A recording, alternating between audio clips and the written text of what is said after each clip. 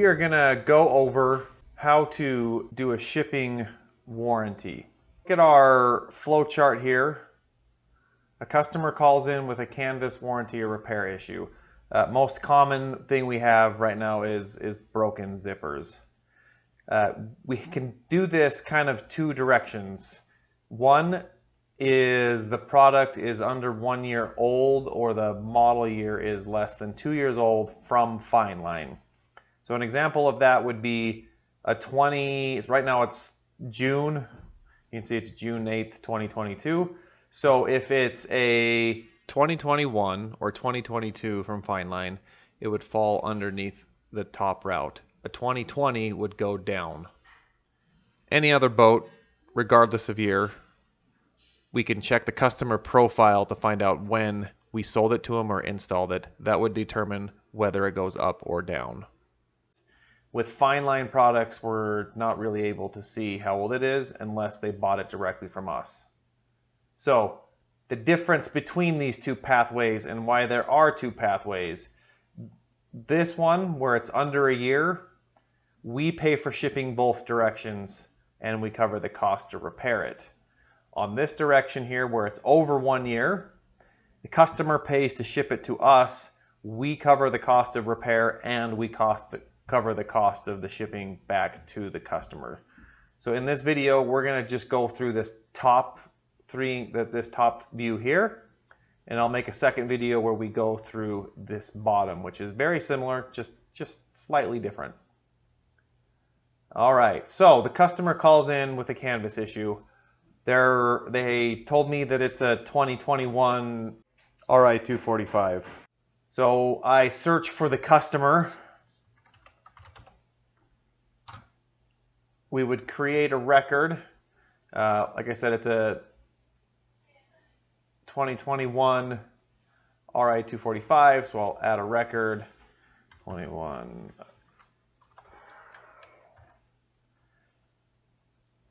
And add a boat model, 2021 Centurion RI 245. We can add this craft to a record. So let's go back to our organization chart and see what it tells us to do. We want to check update contact shipping information. We've done that. We want to create a record. The delivery method is shipping. The reference is repair FCT canvas broken zipper, because that's what they called about. So delivery method here is shipping.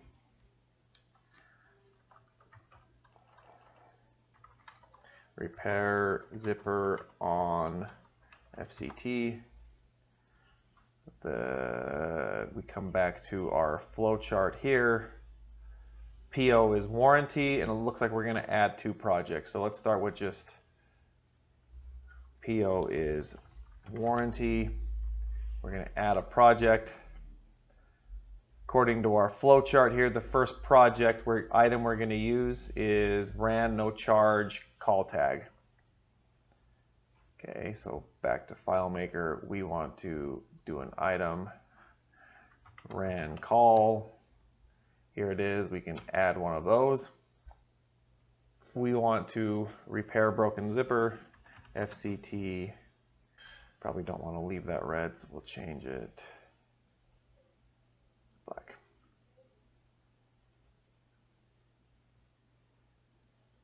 Repair broken zipper.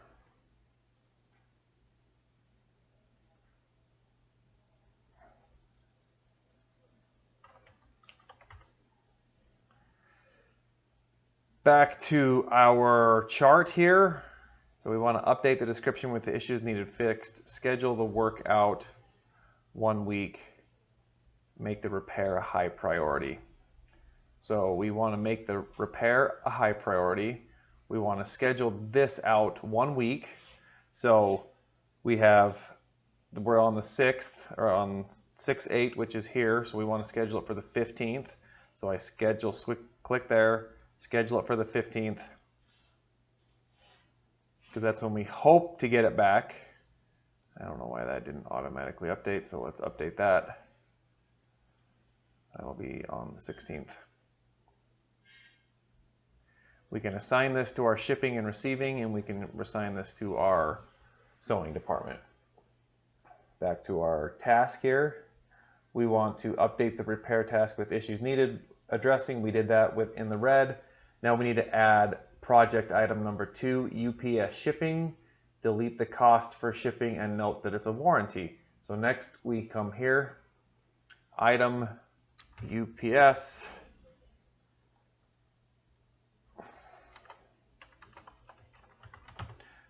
warranty.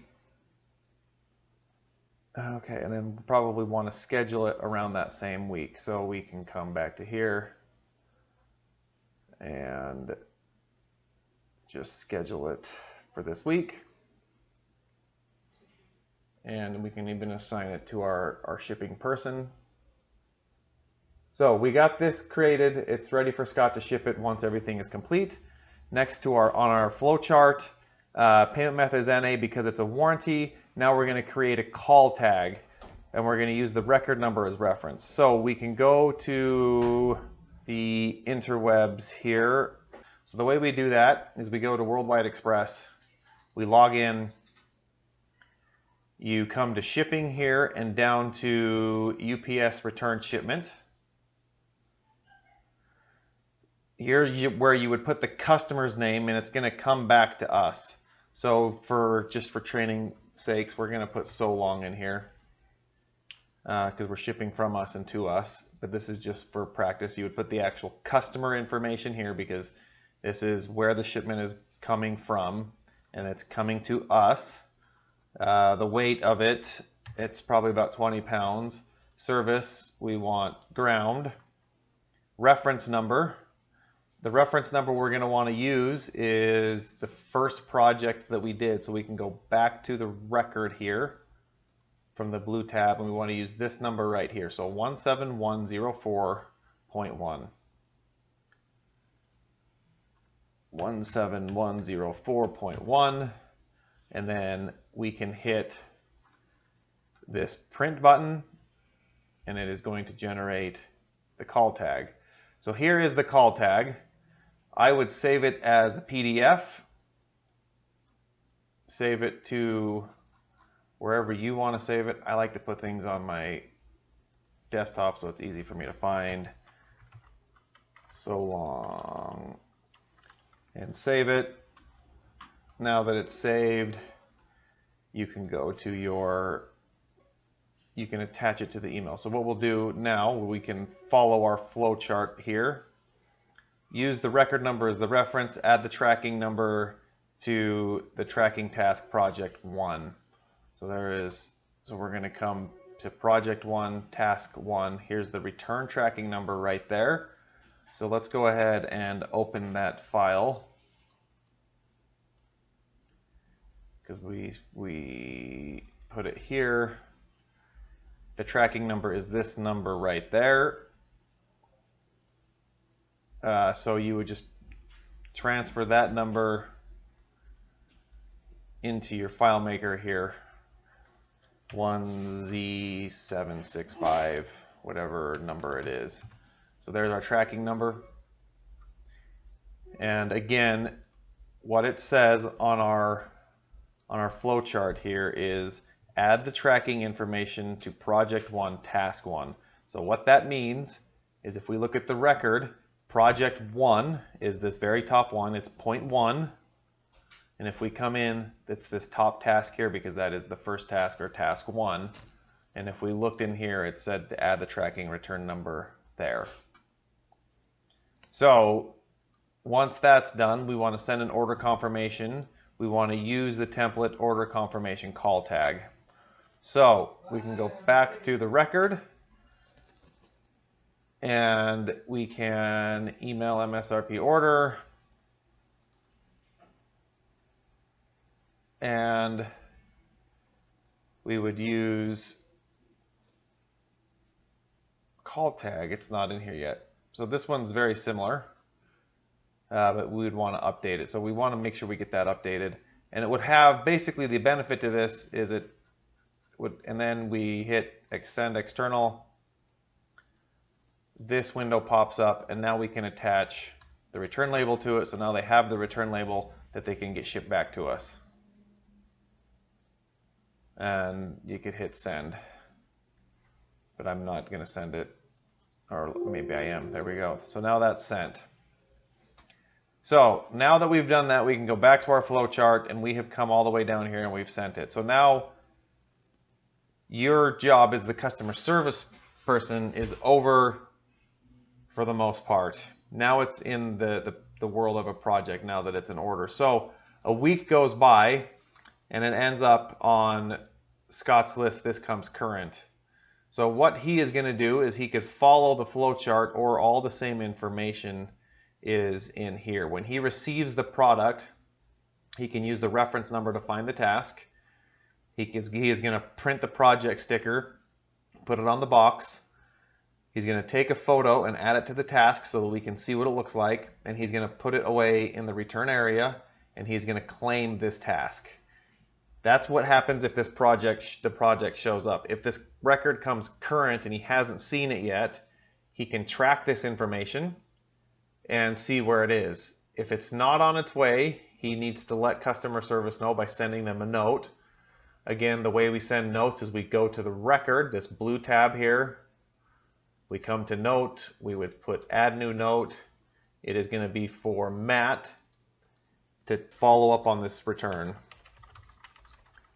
And then you can go back to your task, and we haven't received it yet, so go ahead and move this out to the next week. If we have received it, or if you have tracked it and you see that it's going to be here on, say, Friday, just go ahead and schedule it for Friday to handle it that way. Once this has all been done and all that stuff's been done, we would claim this task. It would move on to the next project. Now it's in the sewing department. So now Esmeralda can either get this fixed or have one of her members of the sewing team fix it up. They're going to go ahead and get it done. And they've got it all done. They're going to claim the task. Now, what happens is, if we look here, it's back in the sewing department. I mean, in the shipping department, because this bar is blue. It's back on Scott's list to get shipped back to the customer.